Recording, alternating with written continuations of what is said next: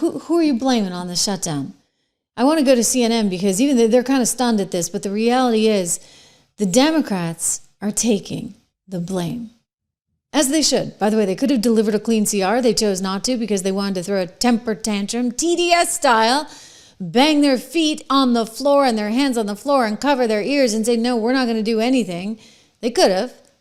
They chose not to. And they're paying the price. Watch. It hasn't. If anything, it's been helped a little bit. Take a look here, the shift in net popularity versus pre-shutdown. When we're looking at the Republican Party overall, that brand actually up 2 points. That's within the margin of error, but clearly it hasn't dropped. Come over to this side of the screen. Look at the net approval ratings for Republicans in Congress. It's actually up 5 points since pre-shutdown. So what we're seeing here is the Republican brand in Congress has actually improved somewhat compared to where we were pre-shutdown, despite the fact that Republicans control. And that's the math that John Thune and Mike Johnson are looking at is, well, hey, why should we give, and electorally speaking, when our brand has actually improved a little bit? Now, we say their position is getting better. With whom? Yeah, okay, with whom? So I think it's two groups that it's so important to keep an eye on. All right, changing the Republican Congress's net approval rating versus pre-shutdown. It's rallying the base for sure. Look at this, the net approval rating up 12 points versus pre-shutdown. But it's not just with the base. It's also with the middle of the electorate. Look at this, among independents. It's up 8 points as well. So we've got a situation here where Republicans with the shutdown are actually rallying their base, but it's also something that's not hurting them with the folks in the middle. If anything, it's helping them with folks in the middle. And this is the type of math that if you're Republicans, you like to see, right? Because something could rally the base but alienate those in the middle, or something could rally those in the middle but alienate the base. But the truth is, we're not seeing that. What we're seeing is the Republican brand has actually gotten better among independents, and it's also gotten better among Republicans as well, that Republican brand when it comes to those in Congress. So again, what's the electoral reason that Republicans would give in at this point? And Democrats. What do you know? I mean, like, why should the Republicans stop? I mean, it's working for them. The Democrats are the ones that are just messed up. But you know what's sad about it all? What's sad about it all is that it's everyday Americans that are really paying the price. I sat down yesterday afternoon with my good friend Kent Strang from AFP, and we talked about this. Kent's great. He's got his head in all of this. And I'm like, Kent, like, where does this go? What happens from here on out? I want you to listen.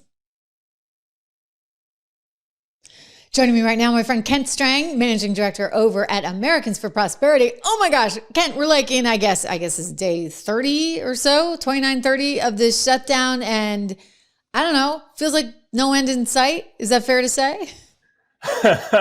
It feels like there's no end in sight right now. Certainly Schumer shut down the government for the last 30 days. He wants to go on a spending spree of $1.5 trillion to get his Democratic priorities. And he's holding the American people hostage and using them as leverage to get what he wants, which is over $1 trillion in bad government spending that voters have rejected. I mean, it's getting serious now because, you think about it. I know that SNAP benefits are running out over the weekend. I know that our troops aren't getting paid. I know that air traffic controllers aren't getting paid. And I guess what really kind of ticks me off about it all is that it's all over this $1.5 trillion. Like they could have delivered a clean CR, right? You open the government back up, you have a clean CR, and then you can kind of negotiate some of the other stuff. But it's almost like they're throwing a hissy fit. It's like one of those TDS inspired hissy fits. That's right. It's remarkable that we have been shut down for 30 days with a clean CR on the table. And what that means is that it's a continuing resolution and it allows the government to stay open and they're not adding a lot to it. And so very few times does this happen. And Democrats have voted 13 times to keep the government closed. And what we're saying is that Biden wants to return back to that Bidenomics era. Schumer wants to return back to that Bidenomics era where they spent $5.5 trillion. They led to 40-year high inflation. It cost the average American $11,400 more just to maintain their lifestyle. So then Republicans come along and say, we don't want to do that anymore. We cut $1 trillion from the one big beautiful bill of wasteful spending. And now Schumer wants to come back and live in those old days that voters have rejected, spend another $1.5 trillion in a spending spree. And he's holding all of these people that you just talked about as leverage. And all of the Dems keep using the same language of they need leverage. Well, what that means is 1.3 million servicemen and women are not getting paid and they're going to work. Border Patrol agents are going to work and they're not getting paid. I'm sure they're happy with that. Yeah. And, it's such an important part of keeping America safe, and air traffic controllers, and the list goes on, but they feel like this is the only way they can meet their demands, which is what this really is. Well, I don't see, the troops and Border Patrol as being sort of big causes, dare I say, for the Democrat Party. But I mean, they should be, but it is what it is. I do see things like SNAP as being something that leaves them more vulnerable, because if you're a Democrat and you realize, okay, my government, I mean, I get the blame game and everybody wants to point the finger at somebody else, but, this seems to be kind of solvable in the near term, but for some people that want to keep spending.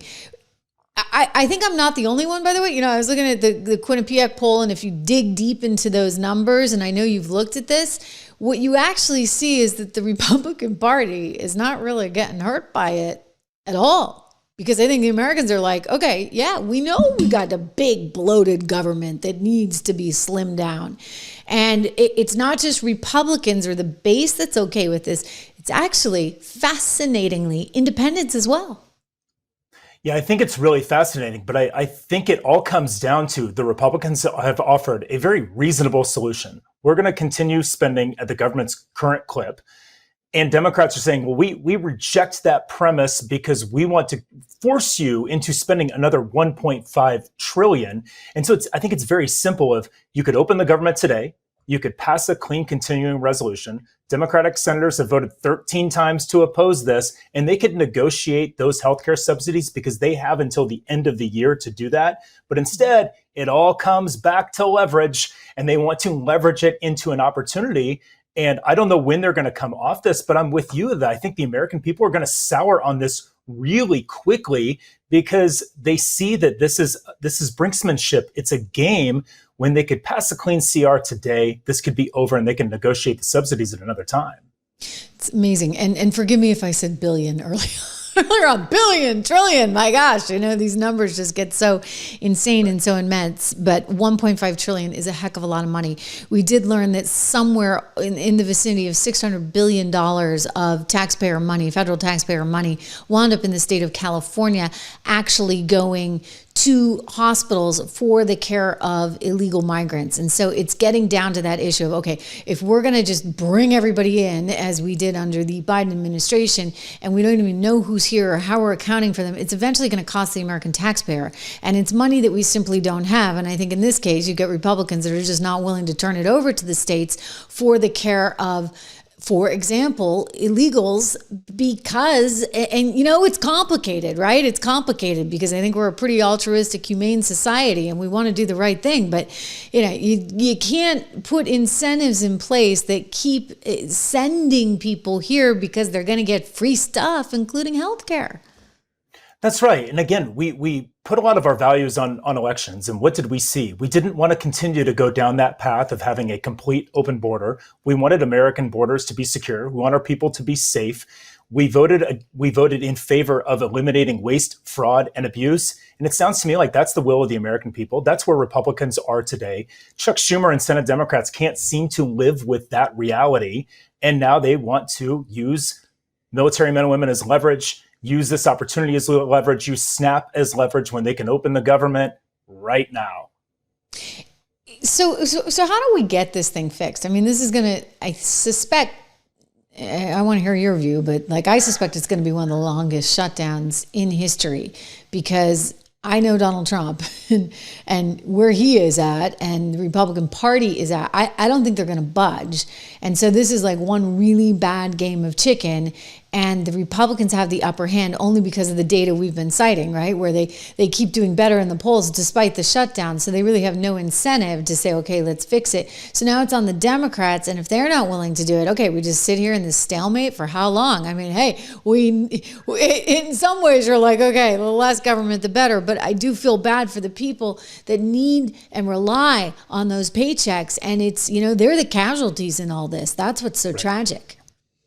Well, I live in an Air Force community. And I feel for the men and women who serve our country in the Air Force who are not going to work and not getting paid. And so I wish I had a crystal ball on how and when this gets resolved. But there are some important inflection points that are coming up. And we've talked about it already that SNAP ends on Saturday. That will certainly be an inflection point. We're going to find where different government employees are going to miss paychecks. They're not all on the same pay schedule. More employees will miss paychecks. Then we're going to have an election on November 4th, where we'll see what happens post-election, if that changes anything. And then as we get into Thanksgiving and Christmas, if for some reason it were to go that long, you're going to have air traffic controllers who have been working for well over a month without getting paid. At what point does that harm our ability to travel for the holidays and disrupt air travel and families moving to go celebrate, as we get into Thanksgiving and Christmas? And so when, I don't know, but there are inflection points coming up that are going to lead to more pain for the American people that Congress is going to have to work through. No, they're gonna have to do it, and people are gonna start to get impatient, especially as we get into the travel season. I just put up on the screen, Make Government Work, because that's the website you guys are encouraging people to go to, just as sort of a call to action here. And I would say anybody listening and watching right now, hey, you know what? You want to put a little pressure on your congressperson? You should. I don't care what party you're in. This is a time when, we really need them to do the right thing. And in this case, I do blame Schumer. I do blame the Democrats.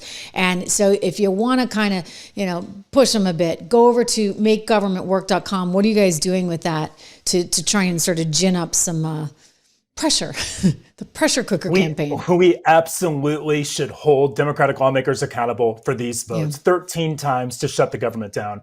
But in addition to that, there are solutions, and we can end the brinksmanship of these government shutdowns by passing what's called the Prevent Government Shutdowns Act. And what that does is that keeps Congress in session and saying, hey, you're going to pass a continuing resolution. You're going to keep the government open, and you have to stay and negotiate.